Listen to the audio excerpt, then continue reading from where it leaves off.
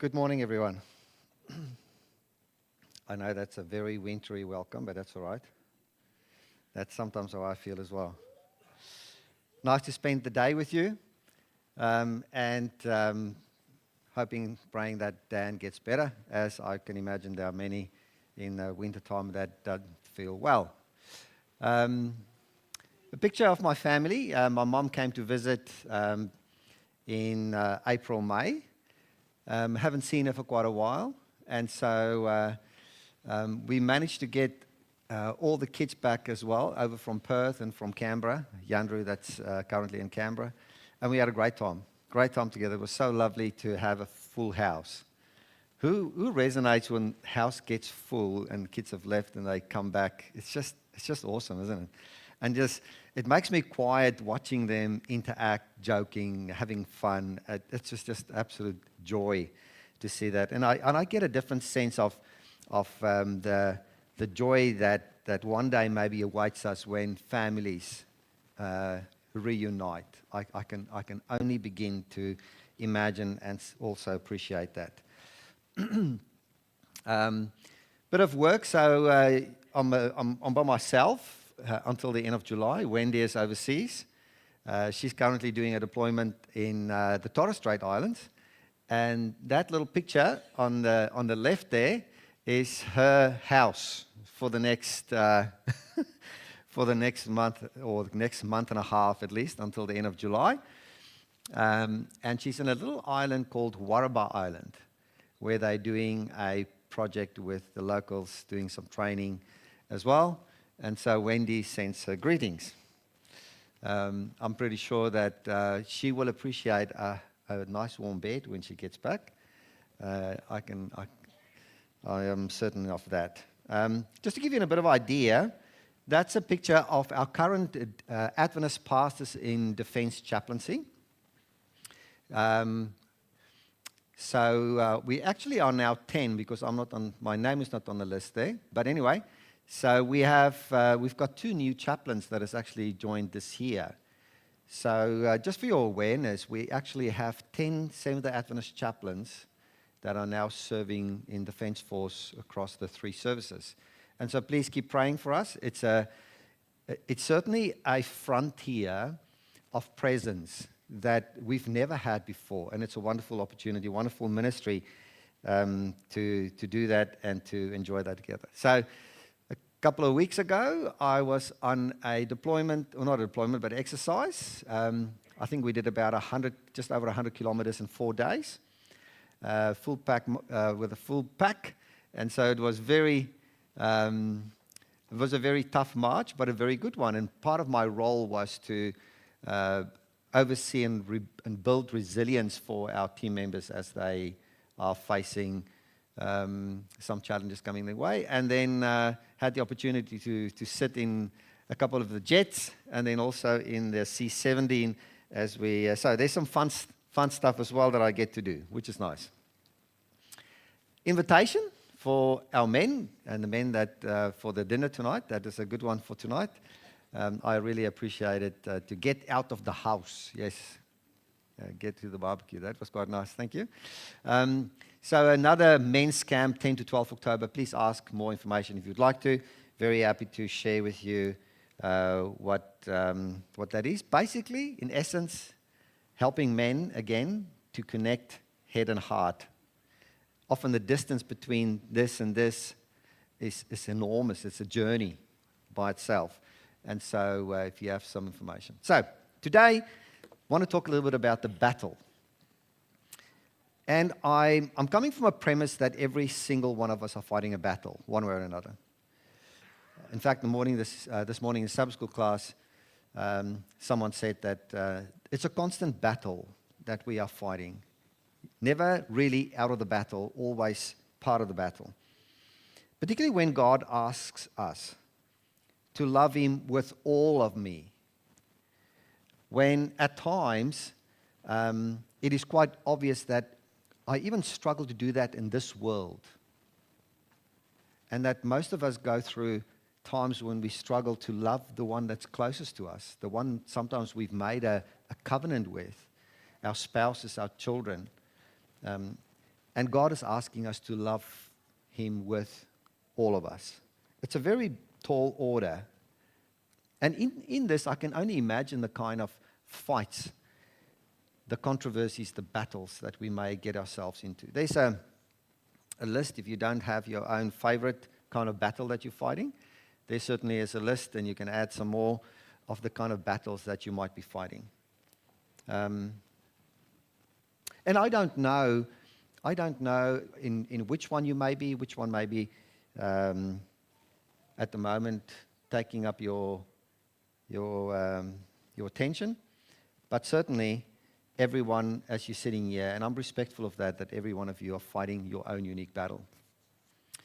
And then sometimes I've got to ask the question, is that really the true battle? Is that the battle that I should be fighting? And hence the saying, pick your battles. Late on Christmas Eve, 1914, men of the British Expeditionary Force heard that German troops in the trenches opposite them were singing carols and patriotic songs and saw lanterns and small fir trees along their trenches. Messages become shouted around between the trenches, and the following day, actually that night, one of the German soldiers actually across the trenches shout out to the British, which were only about from here to the back of the church away in a different trench. That's sometimes how close they were to each other. Tomorrow you don't shoot, we no shoot. Schwarzenegger style. Anyway, the following day, British and German soldiers met in no man's land and exchanged gifts.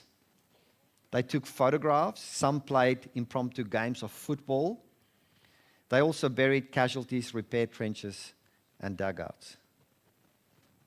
In the middle of the war, 1914, when people, for some reason, just became people again, came together and sang carols. Then I've got to ask myself sometimes questions about my own fights, really. The fight that is so important to me, that is so crucial, is that a fight that I really need to get into? Who of you recognize these three athletes? Anybody recognize them? It's quite a few years ago.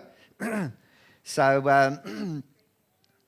the number one that won the gold in the 1968 Olympics, Tommy Smith, is the first one to break the 200 with 19 seconds. And then the person that came third on this side, John Carlos. Who of you recognize the gentleman standing in front? Anybody? The point is, he's the forgotten Australian athlete. That's the point. It's the reason why he is the forgotten Olympian of Australia. I wonder if you would know why. Peter Norman. Do you know that this man standing in front of both of them while they were holding up the black glove fist against racism at the time? The Australian sprinter Peter Norman, who shocked everyone by powering past Carlos and winning the silver medal, played his own crucial role in sporting history. On his left breast, he wore a small badge that read Olympic Project for Human Rights, an organization set up a year previously opposed to racism in sport. But while Smith and Carlos are now featured as human rights pioneers, the badge was enough to effectively end Norman's career. He returned home to Australia a pariah, an outcast, really, suffering unofficial sanction and ridicule as the Black Power salute forgotten man. He never ran in the Olympics again.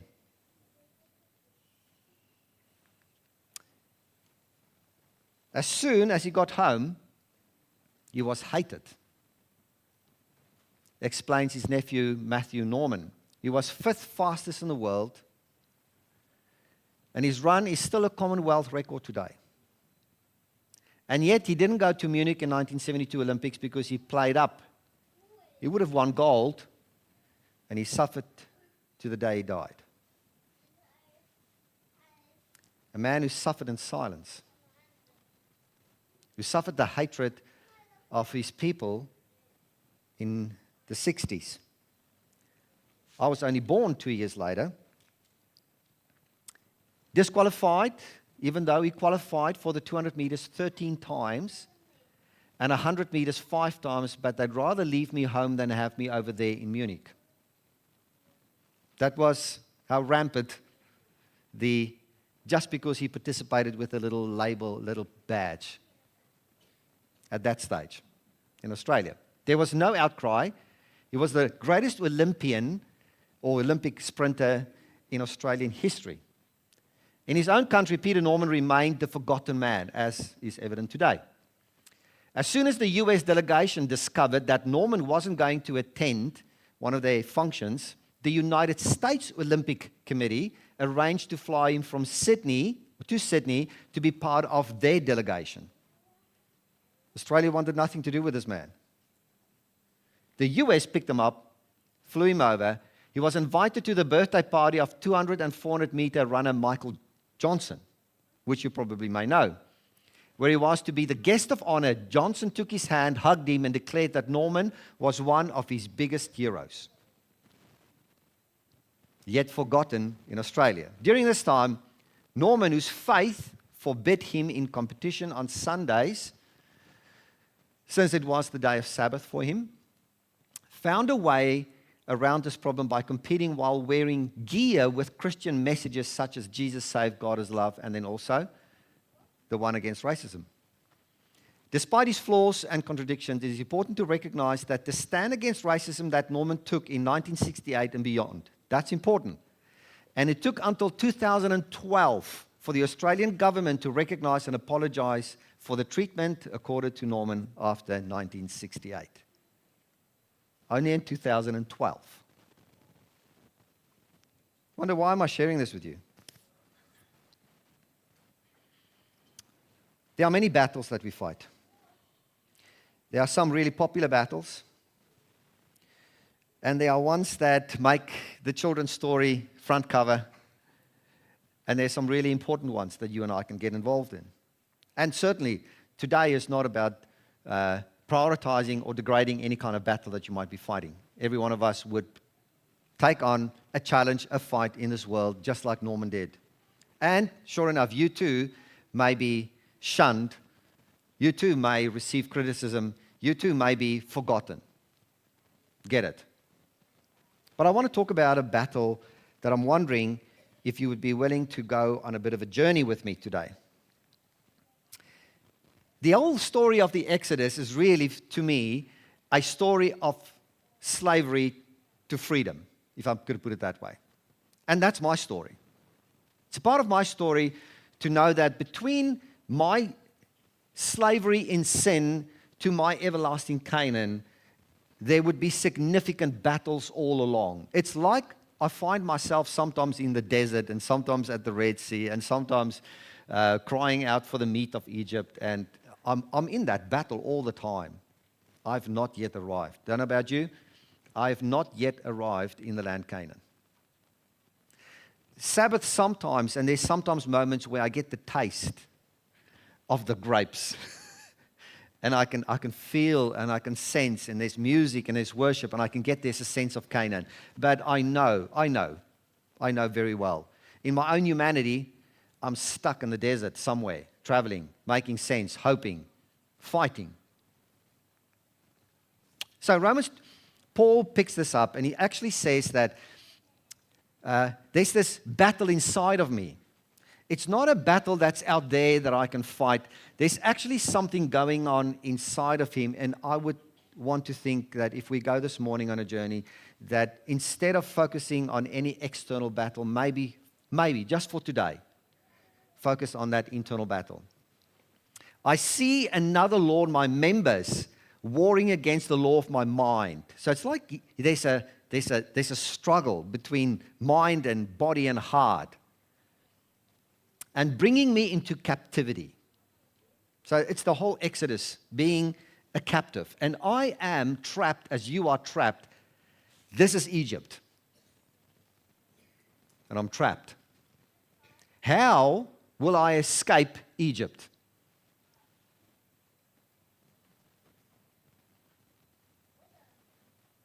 Where will I travel? If this, and certainly some of you, I know, are facing incredible slavery in your Egypt. I cannot even begin to imagine at times the kind of enslavement that some people find in their own bodies.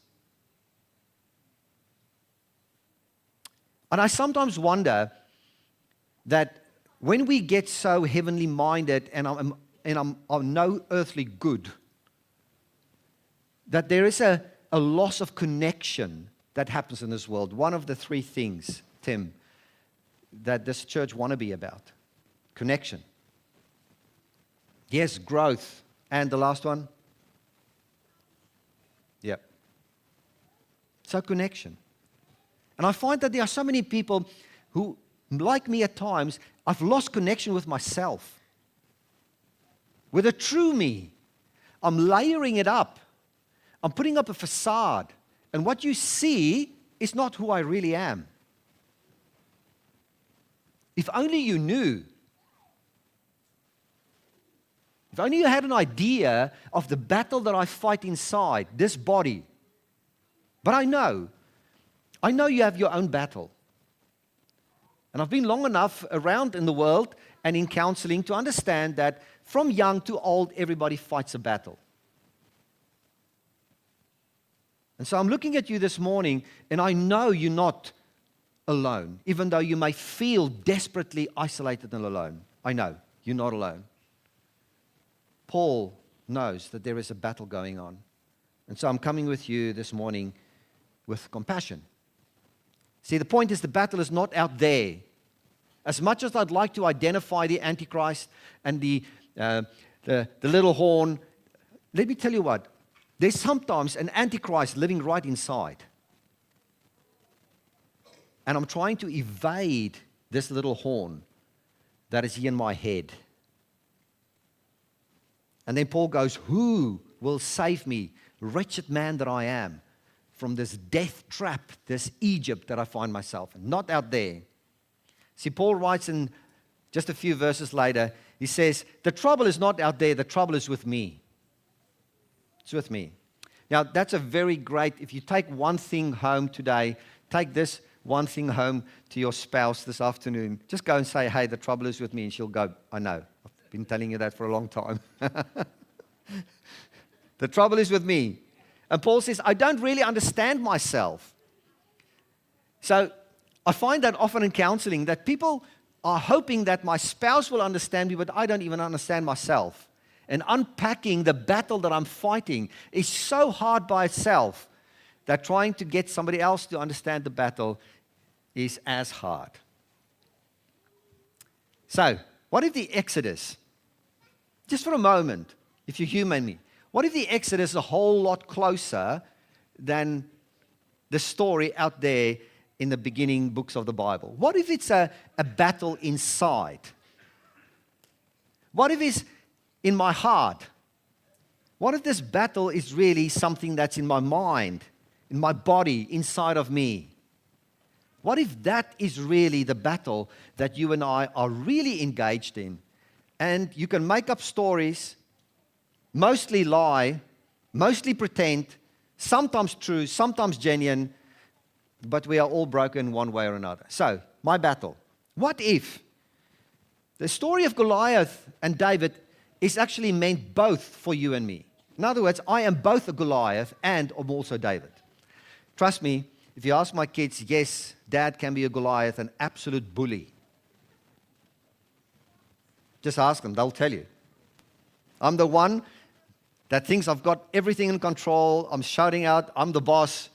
And then at times I do have a little bit of David inside of me. Well, that David. There's many other Davids too. But for the battle, that one. What if I am both Pharisee and sinner? I'll tell you what, there's often times when I know, I don't even need Wendy to tell me that, I know I'm absolutely a hypocrite. Know that. I try not to be, but I know I am. And so when the Bible talks about Pharisees and hypocrites, oh, it's speaking to me. Absolutely is. What if, really, I am the one being stoned, I know how to play the victim, But I'm also know how to be the perpetrator. Oh, I've done it before. I know how to pick up stones, and sometimes they are very silent. They're just in my head. You have no idea at times how judgmental I can be. Am I alone out here? What if, for a moment, I'm honest with myself and I'm both the oldest son and the younger one? I have very little compassion sometimes. And then at the same time, I'm that prodigal brother that sits out there in the pigsty, and I wonder, how the hell did I get here? What am I doing here? Maybe it's time that I go home for the 100th time. So parts of me truly lives in Babylon, and there's a part of me in Jerusalem. And I can go on and on. Yes, I'm Jew, and at times I'm as Gentile as you can get. You will not find, and obviously at that moment, you will not sense a trace of Christianity in me.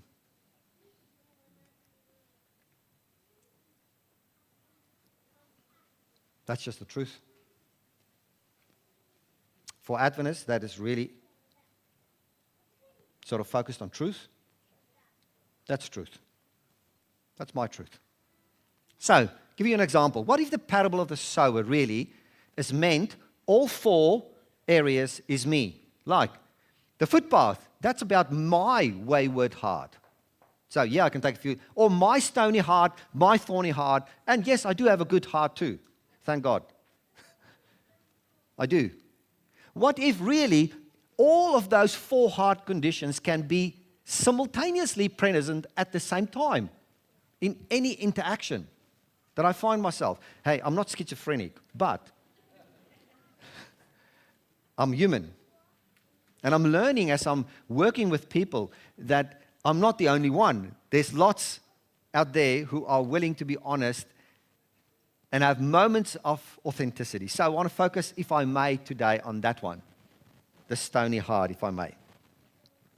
And I wonder if you'll be willing to dive into a bit of a story with me as well. So, when Paul said, yes, the trouble is with me, I can resonate. I know the trouble is with me. So, in Hebrews chapter 3, I'm not going to read through it. I'm just going to reference it. There's a psalm that is being quoted in the first few verses. Psalm 95 is being quoted that Paul references. And then he makes this statement. He says that, verse 11, in my anger, God took this oath, you will never enter my place of rest. So I need to go and do a bit of a trace back and see what's that about. And then in verse 15, Paul recalls that and he writes down, he says, today when you hear his voice, don't harden your heart as Israel did when they rebelled. So, got the point. Then, the very next chapter, chapter 4, Paul connects this idea of a hardened heart to Sabbath. Don't harden your heart. And then he comes to it, and then he says, in verse 3, when God said, I swore in my wrath, they shall not enter my rest. He then connects it to the seventh day Sabbath, that somewhere God did say, man shall rest. And Paul ends the whole story by saying, there remains thus a Sabbath rest for the people of God. Right? Today, if you will hear his voice, that's the crux of the matter. Do not harden your heart. That's the one. In other words, there is a possibility of rest. What keeps the rest from happening is the hardening of a heart. Does that make sense? Right. So, that's the word hardened. The Greek really has an idea of being blind and stony, hardened. That's where we get the idea of poros. In other words, it's porous. The rest is hard. There's some holes in it, but the rest is hard. So, here's Psalm 95, the one that Paul referenced, and he says this, come let us sing. It's a psalm of praise and worship, right? And then right in the psalm, in the middle of this, come let us worship, bow down, let us kneel before our God. Great psalm. And then comes this little passage that the Lord in verse 8 says, don't harden your heart as Israel did at Meribah, as they did at Massah in the wilderness, right? So now we get a clue of there's something that happened that Paul referenced in the New Testament that can also happen on a Sabbath day that then lands up in a place where there remains a rest for the people of God. So what might that be? I wonder. So let's go look at what happened at Meribah. So Exodus 17 is the incident of Meribah. And you'll remember that the people have left Egypt, just like you and me, yesterday. Tomorrow I may be back in Egypt. But anyway, here we travel. We've left Egypt, and we get to a place where we are thirsty. Israel, they're as thirsty as anything. There's no water to drink, right? And they come to this place where they actually want to kill Moses. They want to stone him for taking them out of Egypt. They are that desperate. And so Moses then asked the Lord, what shall I do with these people? So the Lord said to him, walk out in front of them, walk up to the rock, hit the rock, water will come out, and sure enough, that's what happened. So the elders look on, and everybody is happy. Now, this is Massah and Meribah. Something happened at Massah and Meribah that the psalmist wrote, God swore in his wrath, you will never enter my rest. Paul picks that up and he says, that's what happened, and that's the same thing that can happen on a Sabbath. Does it make sense? You following? Right. So, this is the clincher. Moses named the place Massah, which means test, and Meribah, which means arguing, because the people argued with Moses and tested the Lord by saying this, is the Lord with us here or not? That's it. In other words, it's a doubting of God's presence. Does that make sense? That's bottom line, doubting that God is present. Now, what's the one thing that makes Sabbath different from all the other days? What makes it different?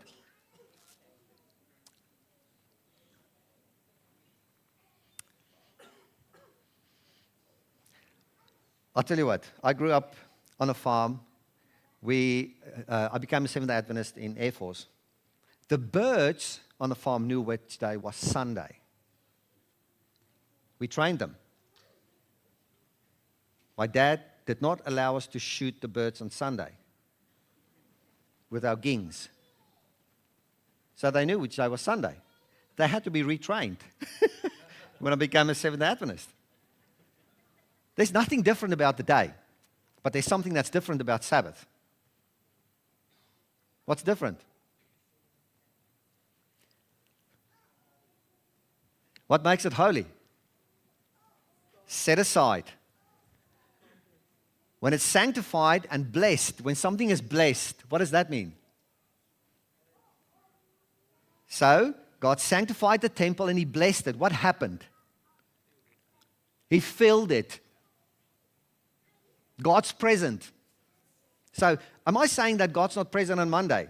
No, God's present, right? But there's a different presence on Saturday. Why?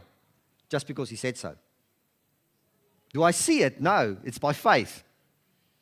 That's it. The whole story is by faith. There was water in that rock. Nobody could see it.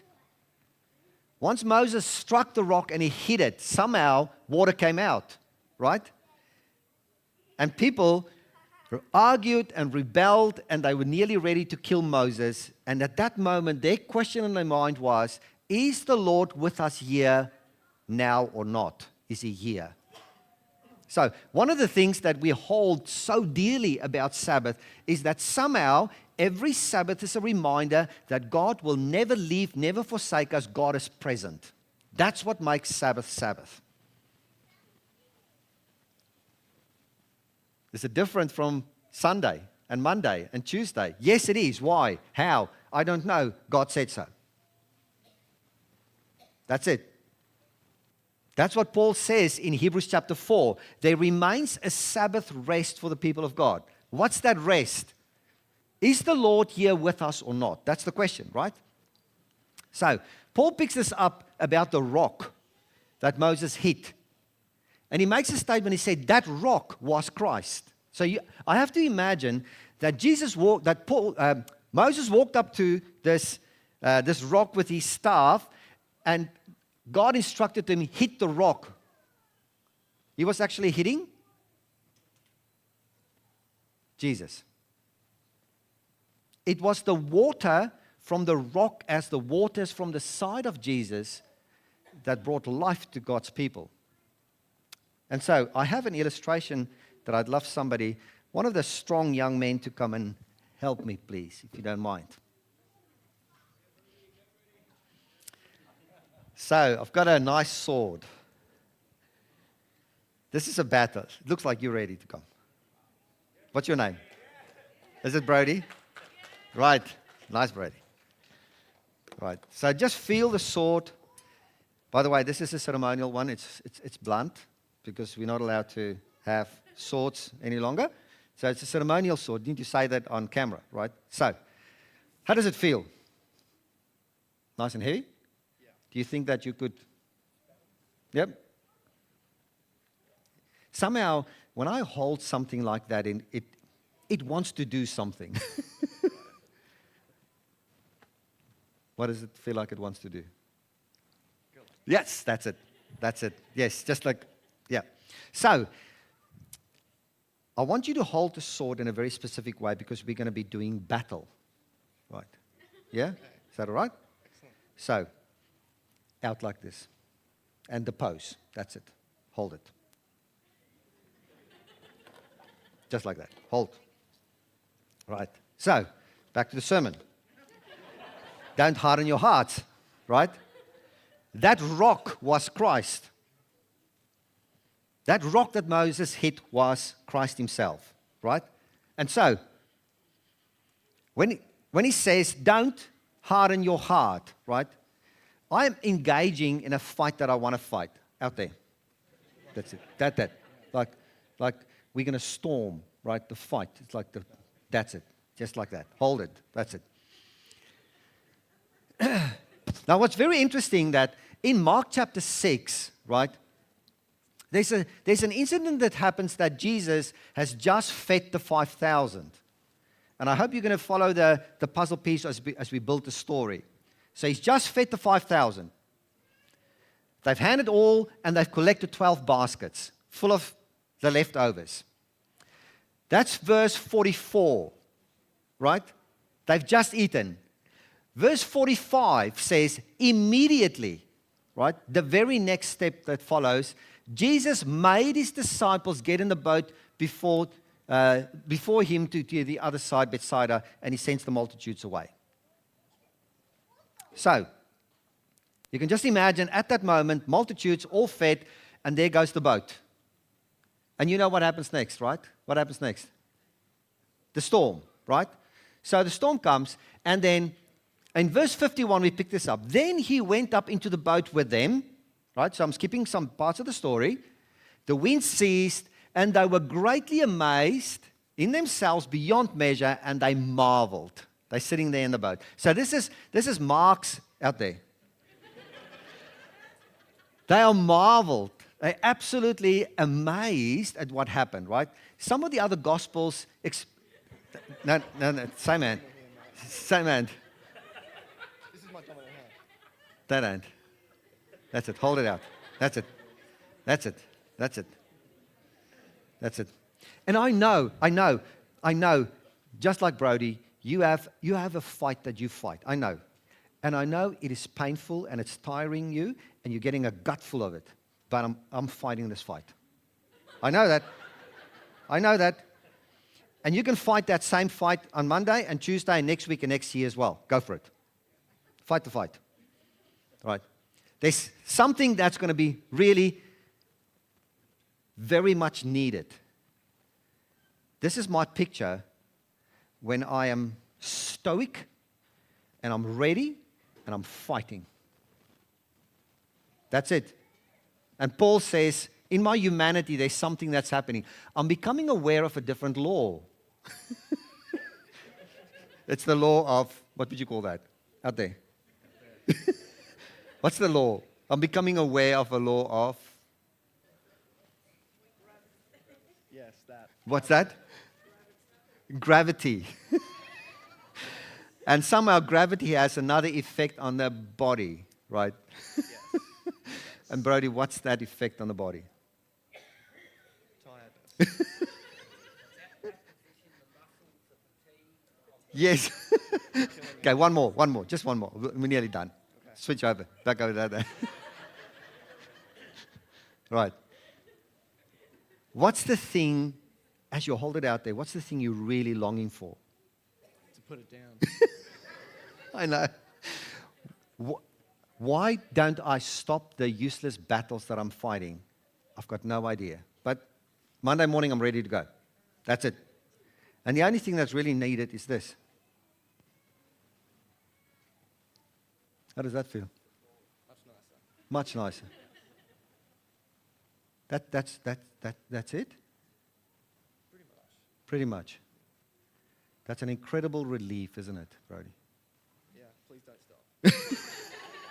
Right. Thank you. Thank you so much. This was it. I'll come back to this. Thank you very much. So in this moment, right here in that boat, it's only the book of Mark that ends this way. They marveled, for they had not understood about the loaves because their hearts were hardened. So Jesus picks up, obviously Jesus would pick it up because he was there in Exodus chapter 17. He was the one, the rock that they hit. They were complaining, no water. And now, nearly 4,000 years later, Jesus is with his disciples in a boat, and they are marveling at what's happening, and he is marveling that they still have hardened hearts. Same thing, right? Their hearts were still hardened. So 2 chapters later, same in the book of Mark, we pick this up. In Mark chapter 8, now the disciples had forgotten to take bread. And they again out on the boat, right? And then he charged them. He said, take heed of and beware of the leaven of the Pharisees and the leaven of Herod. So suddenly they go, leaven, that must be bread. We don't have bread. And they started arguing about each other with bread. And then Jesus makes this comment in verse 17. Jesus, being aware of it now, said to them, why do you reason because you have no bread? Do you not yet perceive nor understand? Is your heart still hardened? What is he talking about? He's on a topic, right? He's on to something about a hardened heart.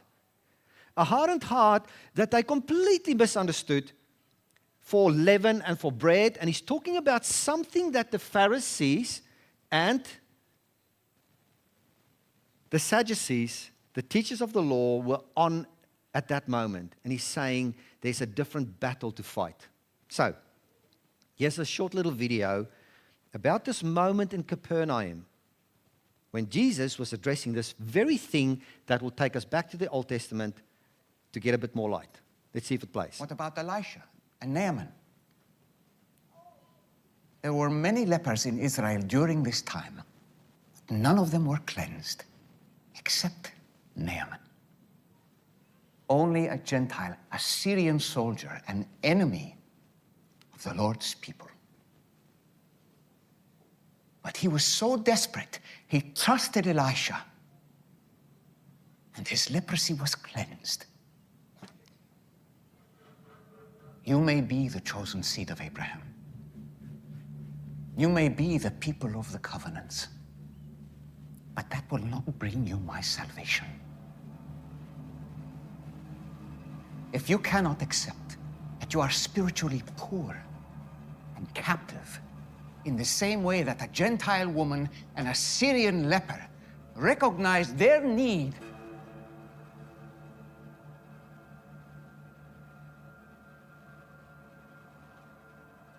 if you do not realize that you need a year of the Lord's favor, then I cannot save you. What's the next thing that happened? They mobbed him out of town, wanting to throw him down a cliff, right? That's the very next thing that happened. Just because he said what he did, they are so blinded, their hearts are so hardened, that this is what Luke tells us. Many in Israel, when Jesus said many had leprosy, but only Naaman, a Syrian, an enemy of God, was the one that got healed. Verse 29, jumping up, they mobbed him, forced him to the edge of a hill on which the town was built. They intended to push him over the cliff, but he passed through the crowd and he went his way. This is significant. This is amazing that Israel were fighting, the Pharisees were fighting, everybody was fighting like a sword. They had their fight, they know what they were doing, but they were missing the point. And they were missing it so badly, to such an extent, that they were willing to crucify their own Messiah, and they're on their way. And I wonder that when I come Sabbath after Sabbath and I'm missing the point, that it may be that I'm fighting the wrong fight. It just may be. And so I'm asking you to evaluate this morning. So here's the context. There's Naaman, who Jesus just spoke about, the only one in the Old Testament healed of leprosy. And there's the circumstances, right? So Elisha, there's Elisha in the corner. That's Naaman, the Aramean. There's King Jehoshaphat, the one of Judah. And then King Joram, the one that actually has now apostated away from God. That's the scene. So when King Aram was at war with Israel, so this is the Arameans up on the right here with Israel, he would confer with his officers and say, we'll mobilize our troops at such and such a place. Very warlike story. But immediately, Elisha, the man of God, would warn the king, say, do not go near that place. The Arameans are planning to mobilize their troops there. So Jesus is referencing this incident, and I'm going to show you why and how, right? So the king of Israel would send word to that place indicated by the man of God, and time again, Elisha warned the king so that they would be on the alert. So you can imagine intelligence services back then already, that the king of Aram was a little bit upset over this, verse 11. So he called in his officers and he demanded, which of you is the traitor? Somebody of you are leaking intelligence through to the king of Israel. Who's been informing the king of Israel? It is not us, my lord. One of the officers replied. Who do you think that is? If you have your Bible, turn to 2 Kings chapter 5. What's that story about? Naaman, the officer who visited Elisha, who got healed and sent back, prompted by a little girl who told him that there is somebody in Israel that can heal him. And he went and saw Elisha. So this officer in chapter 6 is none other than Naaman, the one who now serves the king, who apologizes to Elisha and said to Elisha, forgive me this one thing, that when the king now goes in, but he took some dirt, remember, with him on his mules, so that he can now worship the king of Israel. And so Jesus referenced this later, and he said, there was no one in all of Israel that got healed of leprosy, in other words, the death disease. Nobody got. Because there was one significant thing that Naaman did that nobody else wanted to do. What was that? They recognized their need for a year of the Lord's favor. There was a different battle that needed to be fought. Right? So I just highlighted the 2 Kings chapter 5. That's the story of Naaman. Just the previous chapter. So, here goes the story. Go and find out where he is, the king commanded, so I can send troops to seize him. Right? It's like they just told you that there's a man in Israel, Elisha, who knows what you're saying in your bedroom, king. Now you've made this plan. You want to go send our troops to go and capture him. So, one night, the king of Aram sent a great army with chariots and horses to surround the city. And when the servant of the man of God got up on the next morning, went outside, there were troops, chariots, horses everywhere. And then the young man that served with Elisha goes out and he goes, now what now? What now? There's a battle. There's a whole army camped on the outside. There's the battle. So I know that you and I find myself at this place so often where there's a battle. Whether that battle on the outside is finances, whether it's marriage, whether it's health, whether it's mental health, there's a battle. And there's an army out there, and I am completely overwhelmed, right? So what do we do now? That's the question, right, in this battle. Don't be afraid, Elisha told him. There are more on our side than on their side. So you and I live in a very interesting time where we can go panicky in the end times. And I sometimes hear people who are trying to buy out a property somewhere in the middle of Australia that's got a dugout and hope to get away from the end times and that nobody will find them. Now look, I work over the hill here. We'll find you. You go nowhere. We'll know where you are if we want to. Okay? We'll find anything. Don't think you can hide away. It's not going to happen. Don't waste your money. So, there are more on our side. So here's the opportunity to see from a very different perspective what it is that God sees, what it is that Jesus saw back in Naaman's day, that he referenced in Capernaum, and what the people saw when they actually pushed Jesus to the edge of the cliff wanting to kill him. That's the question. Is the Lord with us here or not? That's the question. And so back to the battle. That's the battle. That's the battle. And I have to be honest with you. When I'm facing a battle, that's the last thing that sometimes enters my mind. Is God here? Where is God? I have lots of teddy bears in my office. And they're just little placeholders. And there's this one big teddy bear. It's about this size. He sometimes gets the role to play the role of God. When I ask people in this battle that they're fighting, mind, heart, battle. And I know they are faith. And I ask the question, so in all of this, where do you think God is? And I go, I haven't thought about that. But when I go panic, when I'm in the boat and I row and I bail water for life, my mind is not on a Jesus that comes walking on the water to come and find me. That's a ghost. He's gone. And so then the teddy bear, we take him outside the door because God's not in the door. Put him outside. And even though there's awareness that I'm a believer and I have faith, in my battle, God's gone. Don't know where he is. In fact, I'm asking questions. God, where are you? I'm struggling with my faith, and I'm sometimes accusing him. Why did you allow that? And so here's the question. Are you perhaps in that moment, maybe where Israel was back then?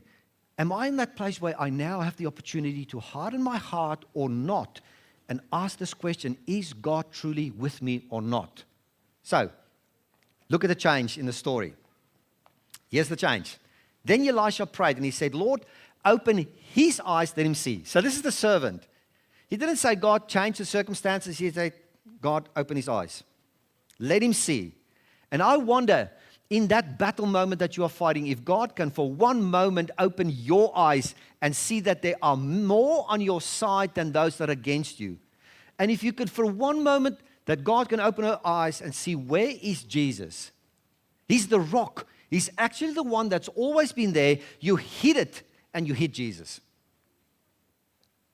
Elisha prayed, Lord, open his eyes. The Lord opened his eyes. The young man looked up and he saw the hillside was just covered with chariots of fire. What a beautiful picture that I can hang on to at the end times. Doesn't matter what's happening, where it's coming, where it's going. Just in that moment, God is with us. He is still Emmanuel. He's still the rock. He's still with us. The Aramean army advanced towards him. Elisha prayed, Lord, please make them blind. So this is a story of who sees and who doesn't see, who's blind and who actually is willing to be open, not a hardened heart, but willing to see. This is the story that Jesus referenced. And there was an officer, Naaman, just in the previous chapter, who was open and he got healed of leprosy. Oh Lord, please make them blind. So the Lord struck them with blindness, as Elisha has asked. Can you imagine the whole army, all blind? So Elisha walks out to them and he says to them, hey, follow me, you've got the wrong guy here. Jesus referenced this again. He gives sight to the blind, right? for those who think that they can see but are actually blind. Verse 19, then Elisha went out and told them, you've come the wrong way. This isn't the way. Follow me and I'll take you to the man that you're looking for. So I've got to picture myself Samaria, and where this town is about maybe, say about 40 kilometers away from each other. And so Elisha puts them on a march all the way back to Samaria, to the capital city of the northern kingdom, which, by the way, is under the kingship of Joram, who is actually one of the evil kings who has banished Christianity back then, faith, temple worship from his country. So this is in a very godless place, maybe like Australia. And you wonder, where is God in this whole picture? Follow me, I'll take you to the man. As soon as they entered Samaria, Elisha prayed, Lord, now open their eyes. God opened their eyes and they discovered they were in the middle of Samaria. Now, as much as the soldiers were engaged in a fight that wasn't really their fight, and as much as the servant saw a fight that wasn't truly the fight, there was something else going on behind the scenes, right? Completely behind the scenes. Suddenly, they're in a place where they have to now face the truth. I am surrounded, I'm captured by a foreign army, and all my weapons have been taken away, and now I am vulnerable. It's like this moment, Brody, when you had that sword out here, right? And I saw this vulnerability. See the hand a little bit. You did very well, by the way. Trying to hold it out there, right? And just to imagine at that moment that I'm at the end of my fight. You are at the end of your fight. I can't do it any longer. When the king of Israel saw them, the vulnerable soldiers right there in the middle, he asked this very obvious question that you and I would have asked as well. Maybe if we were there. What do we do now? My father, should I kill them?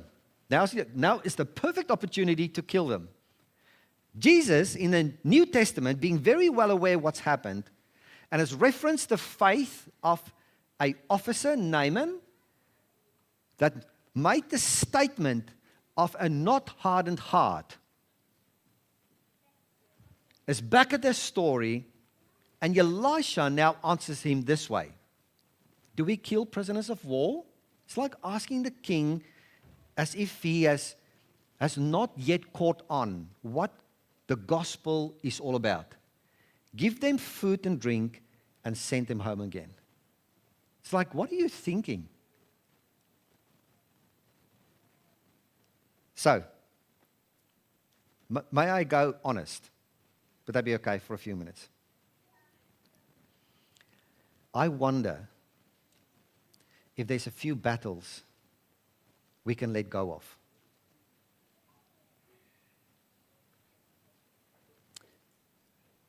She sits right next to you. He's maybe just sitting a little distance. That's not the battle.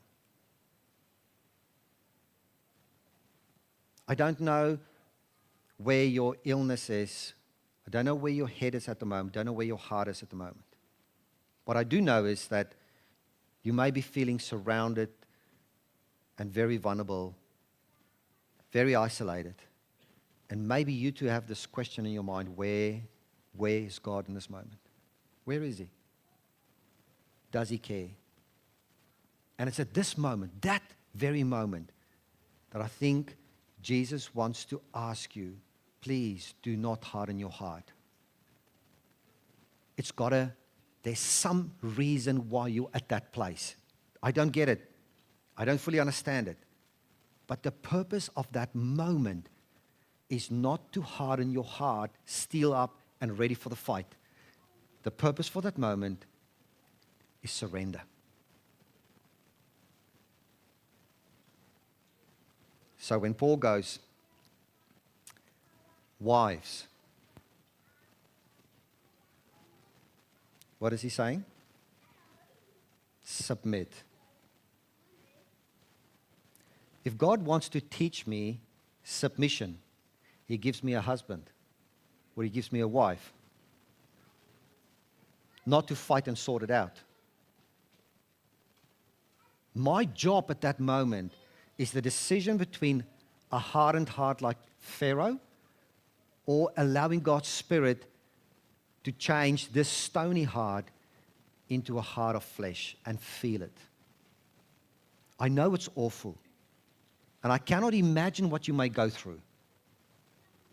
But God is still after a gentle, soft heart. That's still what He wants for connection. What you as a church wants. Give them food and let them go. That's the gospel. Just there. Give them a blessing.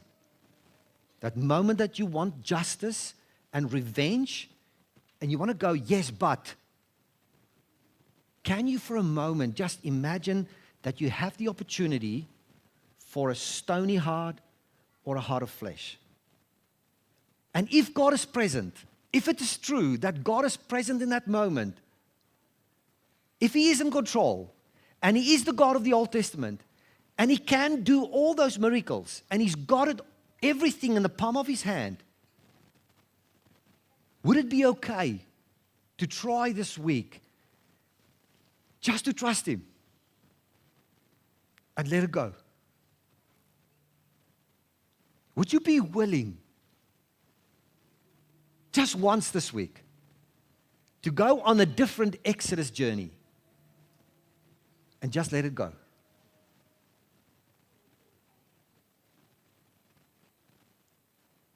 I know if you're short of fighting back, hitting back, saying something, giving the look, giving the attitude, if you're short of that, I can give you a lot more.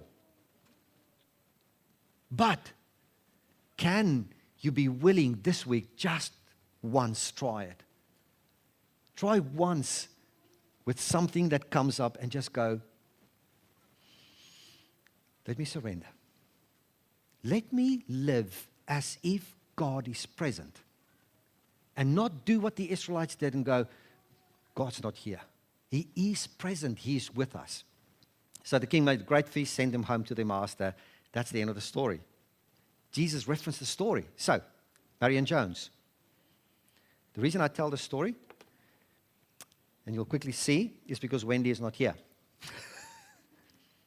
So this is in 2000, and the year 2000, when Marion Jones, in the Sydney Games, and this is what actually happened. All Marion Jones's medals were taken away. Who of you know Marion Jones, sprinter? Right. Some of you may still know her. One of the great sprinters at the time, American sprinters. All her medals taken away. She's been found guilty of taking drugs. Last month, in the International Association of Athletics Federation, erased all of her results dating September 2000, but it was up to the ICU to formally disqualify her. Now, in the year 2000, Wendy, my wife, was running against Marion Jones in South Africa. And Wendy came second at that race. Marion Jones took the medal. And this only happens in 2007. Years later, when all her medals were stripped, Wendy never received the first place medal. In other words, it wasn't rectified, even though she actually legally then won the race against Marion Jones in South Africa. So guess what? That's Wendy running against Marion Jones at the stadium in South Africa. And Marion Jones got all the accolades. And it was at this time when, shortly after this, 2001, when Wendy and I met. And Wendy wasn't aware of this whole saga of Marion Jones. But what happened? Wendy was set for the Olympics to represent South Africa. And at that time, 2000, you can imagine, just 6 years after 1994, which was the important thing for South Africa to happen, where apartheid was removed, reversed. And Wendy was the only female that made the qualification for the Olympics trial. And there was another athlete of a different race who did not make the qualification. And she was sent to the Olympics, and Wendy was kept at home. In fact, Wendy and I was invited by the Athletics Association of South Africa for the national announcement of the team. And Wendy was invited. I went with Wendy, and as we went into the building, Wendy saw the invitations of the names, and her name was not on the list, even though she was phoned and asked to come, and we sat in the back of the hall. And then when they asked the athletes to come forward, they didn't read a name. And so this article, back then, is an article in the next one where Athletics Association apologizes years later to Wendy for the injustice of not sending her to the Olympics that happened here in Sydney. And so I'm telling you that story just to acknowledge that injustice and sadness and fights and sickness happens everywhere. This is our world. We're in the desert. You will be facing some more this coming week. I don't know what you're facing, and I'm so sad and I'm so sorry for you. There are some things that needs to be addressed and confronted, and there's injustices that needs law and order. And I'm asking you, would you be willing this week, just this week, to try one, just one, as a church and go, I'm so sick and tired of fighting God. I just can't do this any longer. Would you be willing to do the thing that, God so help me, I won't have to do when I see you in the ICU and you close your eyes for the last time? And you're going to have to surrender anyway.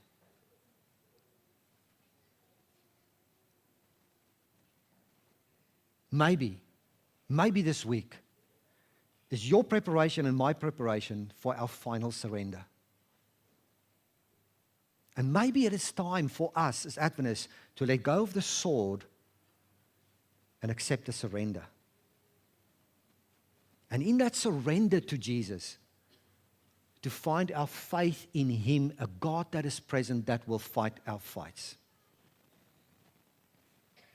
Every Sabbath is just simply a reminder of the opposite of that story. God is here with us.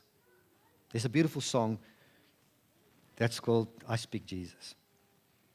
It's a song that reminds me that there's power in that name of Jesus. I'm going to invite you to stand and sing this song. And I'm going to ask you at the end of that to do just a prayer of surrender with me, if you would be willing. It's a wonderful song of what this week could look like if, for a moment, here, with God being present on a Sabbath, like different as tomorrow, He is here, right now. And He's still wanting you and me to take just one thing home. I'm with you. I'm with you till the end of the age. And no matter what you go through in this week, just call on the name of Jesus. If somehow you and I can speak Jesus and step into that faith part, please stand and sing with us.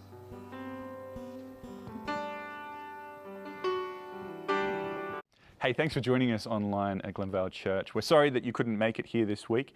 If you enjoyed the video, we invite you to like and subscribe. If you want to see more, feel free to head over to our YouTube page. There is more resources there.